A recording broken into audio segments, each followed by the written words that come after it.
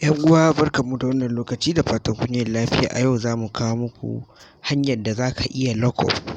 Kada ku manta yau 14 ga watan January 14 ga watan March 2022. Hanyar da za ka iya lockup a Pi ɗinka ita ce, da farko idan ka shiga Pinetwork. Bayan ka shiga cikin Pinetwork za ka jira.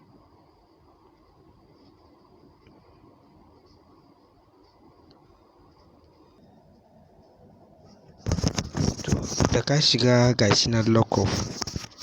Lockup mining rates boosts are coming March 14, 2022. Gashi nan da ka shiga za ka yi lockup nan kenan.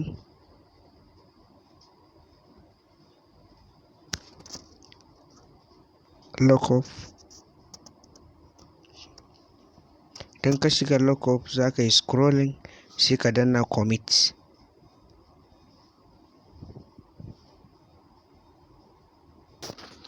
Yauwa a daidai wannan lokaci bayan ka shiga ga adadin Pi da nake da shi.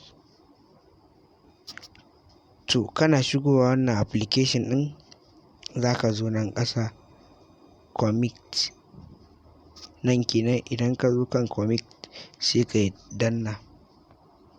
In ka danna gashi nan sun tambaye ka, kana da buƙatar kai committing ɗin ne? Shi ne zai baka daman Pi ɗinka ya ƙara sauri ya ringa gudu. Gashi commit kenan.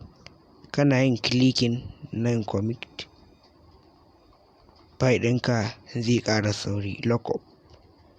Ka tabbatar ka yi lockup cikin sauƙi. Gashi nan in kuka lura sun ce lockup successful. Shikenan ka gama. Mun gode da ziyartar channel ɗinmu mai suna T-Smart Teach. Bayan ka yi lockup sai ka dawo ka yi mining, regular mining kenan wanda kowa yake yi. In ka danna sai ka yi normal dismiss. An effect test control gashi suka maka bayani. Anan sai ka yi clicking continue. In an effort to test user experience, we are experimenting with moving ADS from the loading on screen of the app to right after mining. On the next screen you will see an ADS.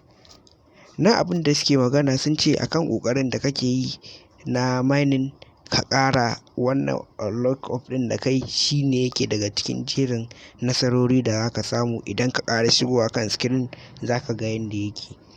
Mun gode da ziyartar channel ɗinmu mai suna T-Smart Teach.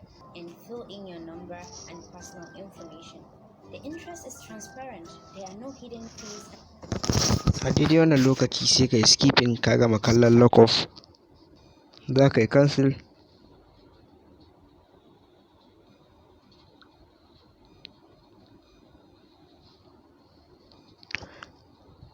To gashi ka dawo kan wallet ɗinka kamar yadda kuke gani a daidai wannan lokaci ka yi lockup ka gama. Mun gode da ziyartar channel ɗinmu mai suna T-Smart Teach.